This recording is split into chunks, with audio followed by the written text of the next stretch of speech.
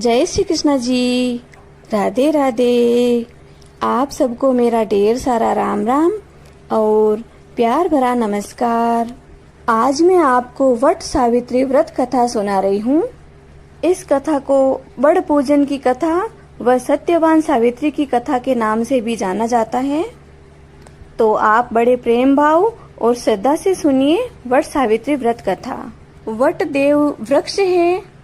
What वृक्ष के मूल में भगवान ब्रह्मा, मध्य में जनार्दन विष्णु तथा अग्रभाग में देवाधिदेव महादेव स्थित रहते हैं। देवी सावित्री भी वट वृक्ष में प्रतिष्ठित रहती हैं। प्रयागराज में गंगा के तट पर वेणी माधव के निकट अक्षय वट प्रतिष्ठित है। यह स्त्रियों का महत्वपूर्ण पर्व है। सौभाग्यशाली स्त्रियां व अन्य सभी स्त्रियां जैसे कुमारी, विवाहिता, विधवा, कुपुत्रा, सुपुत्रा आदि सभी स्त्रियां इस व्रत को करती हैं। इस व्रत को करने का विधान त्रयोदशी से पूर्णिमा तथा अमावस्या तक है। प्रायः आजकल अमावस्या को ही इस व्रत का नियोजन होता है।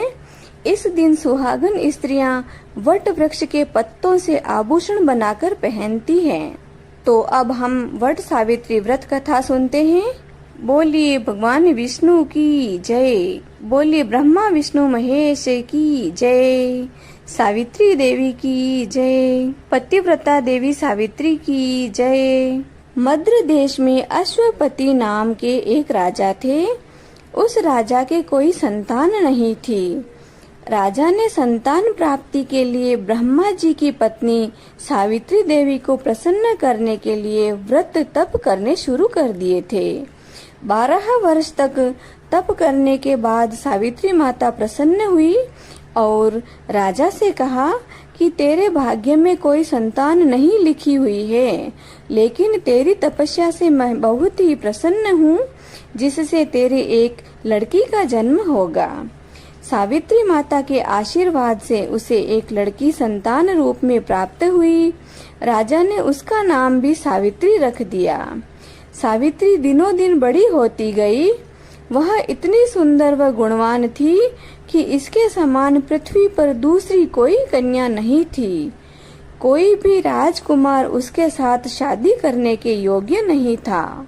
इसलिए राजा को चिंता होने लग गई।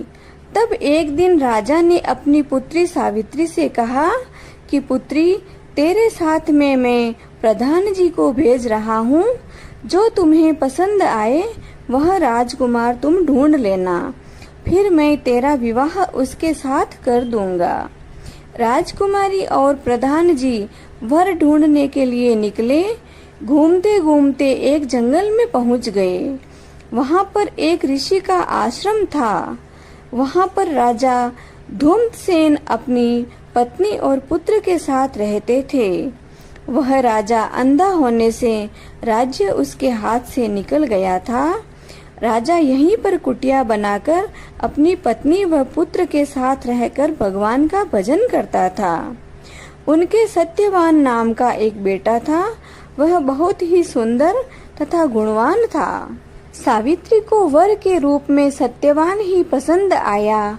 नारद जी ने प्रधान जी व सावित्री को बाहर से आए हुए देखकर पूछा कि बेटा, तुमने कौन से राजकुमार को पसंद किया है? तब सावित्री ने नम्रता से बताया कि मैंने राजा धूम्रसेन के पुत्र सत्यवान को पसंद किया है। नारद जी यह बात सुनकर विचार में पड़ गए। नारद जी को चिंता में देखकर राजा ने पूछा कि इस वर में कोई कमी है क्या? आप चिंता में कैसे लग रहे हो? तब नारद जी ने बताया कि राजकुमार तो बड़ा ही सुंदर और सुशील है, परंतु वह अल्प आयु है, उसकी अधिक उम्र नहीं है। आज से वह 1 वर्ष बाद ही मर जाएगा। उसका 1 वर्ष का जीवन काल ही शेष बचा है। राजा ने अपनी बेटी सावित्री को बहुत समझाया कि वह दूसरा वर पसंद कर ले। सावित्री बोली कि पिताजी, आर्य कन्या अपने पति का एक बार ही वरण करती है, बार बार नहीं करती है। अब जैसा ही होगा मुझे सब मंजूर है। अब मेरा पति सत्यवान ही होगा। राजा और नारद जी ने बहुत समझाया, लेकिन सावित्री अपने वचन पर अडिग रही। राजा रानी लाव लश्कर सहित उस अरण्य में गए और खूब धूमधाम से सावित्री का विवाह राजकुमार सत्यवान के साथ कर दिया। राजा रानी ने अपनी बेटी सावित्री को खूब दहेज दिया, तो सावित्री ने सभी वस्तुओं को वापस करते हुए नम्रता से अपने माता पिता से कहा कि मुझे तो इस जंगल में रहना है, मैं दहेज से क्या करूंगी। यह कहकर सभी दहेज लौटा दिया। सास ससुर की सेवा करते हुए अपने पति के साथ ससुराल में आनंद के दिन व्यतीत कर रही थी, लेकिन वह नारद जी की भविष्यवाणी को नहीं भूली थी। समय बीतता गया। आखिर में साल का वह दिन नजदीक आ गया। तब वह अपने सास ससुर से बोली कि घर की सुख शांति के लिए मुझे कुछ दिन एकांत में रहना पड़ेगा। सावित्री ने 2 दिन एकांत में बिताए। तीसरे दिन सत्यवान जब जंगल में लकड़ी लेने के लिए जाने लगा, तब सावित्री ने अपने पति देव से प्रार्थना की कि हे पतिदेव, आज तक मैंने आपकी आज्ञा का पालन किया है। आज मेरे मन में आपके साथ वन में जाने की इच्छा हुई है, सो मैं अपने सास ससुर की आज्ञा लेकर आपके साथ वन में चलूंगी। सास ने कहा, बेटी तुम 2-3 दिन की भूखी प्यासी हो, अभी नहीं और कभी चले जाना। लेकिन सावित्री को नारद जी की भविष्यवाणी याद थी। वह तो जिद करके सास ससुर की आज्ञा लेकर वन में चली गई। सत्यवान पूरा दिन लकड़ी काट कर लाया और वन में फल तोड़कर दोनों ने खाना खाया। शाम हुई तब सत्यवान ने सावित्री से कहा कि मेरा अधिक सर दर्द हो रहा है, तेरी गोद में सोने दे।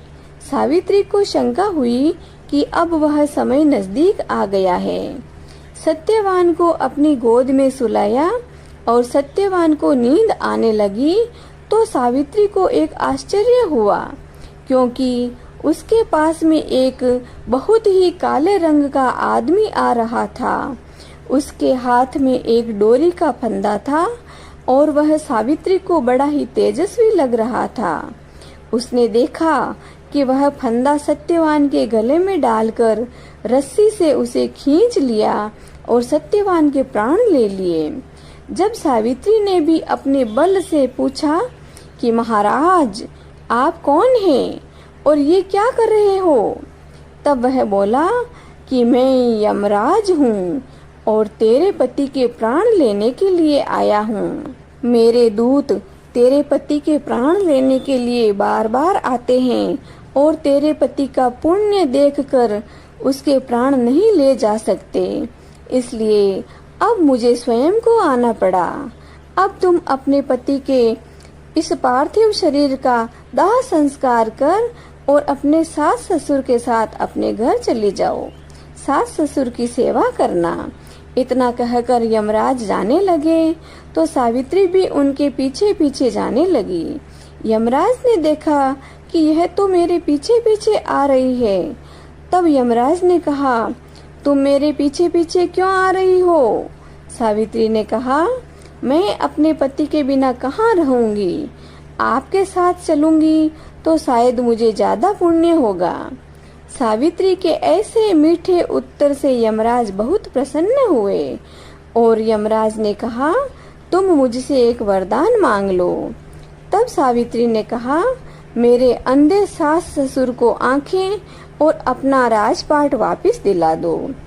यमराज ने तथास्तु कहकर आगे जाने का सोच रखा। तथास्तु कहकर यमराज आगे जाने लगे।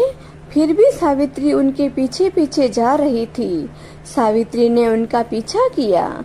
यमराज ने देखा तो फिर भी वे मेरे पीछे पीछे आ रही है। उसने फिर सावित्री को घर जाने के लिए कहा। सावित्री ने पहले वाला ही जवाब दिया कि पति के बिना मैं कहाँ पर रहूंगी।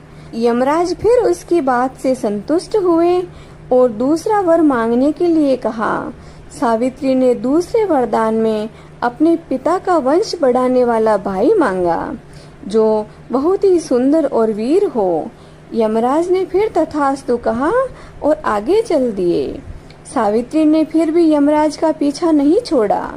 यमराज ने पीछे मुड़कर देखा कि सावित्री अभी भी उनके पीछे पीछे आ रही है। तो यमराज ने कहा कि तुम अब वापस घर लौट जाओ, बहुत अंधेरा और देर हो गई है। सावित्री फिर भी नहीं मानी। यमराज ने कहा कि मैं तुम्हें एक अंतिम वरदान देता हूँ, एक तीसरा वरदान देता हूँ। मैं तुम्हारे ऊपर बहुत प्रसन्न हूँ, मांग लो तुम्हें क्या चाहिए। तब सावित्री बोली कि मैं अर्जुन के जैसी 100 पुत्र की माता बनूं। यमराज ने तथास्तु कहा और आगे जाने लगे, लेकिन सावित्री ने उनको रोक लिया और कहा कि मेरे पतिदेव को तो आप अभी भी लिए जा रहे हो। मेरे पति के प्राणों को दिए बगैर मैं 100 पुत्रों की माता कैसे बनूंगी? ऐसे तो आपका वचन झूठा हो जाएगा। यमराज भी सोच में पड़ गए और कहा, तुमने तो अपनी मीठी वाणी से मुझे पूरा ही ठग लिया।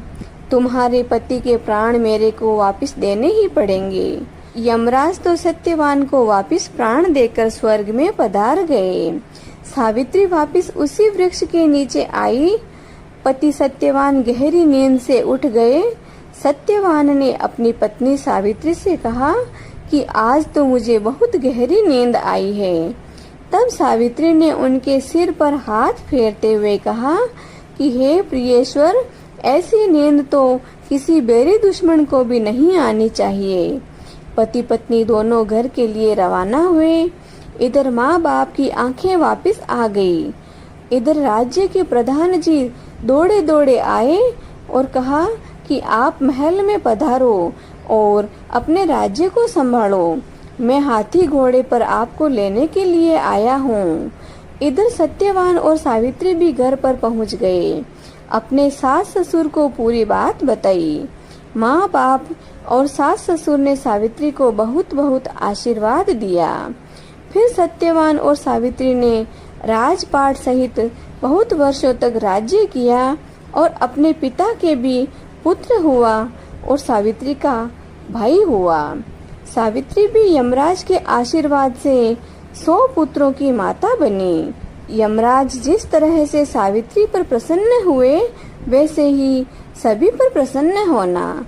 कहानी कहने वाले, सुनने वाले और हुंकार लगाने वाले सभी को सौभाग्य प्रदान करना।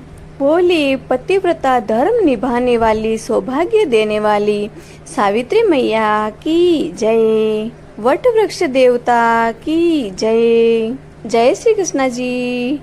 राधे राधे।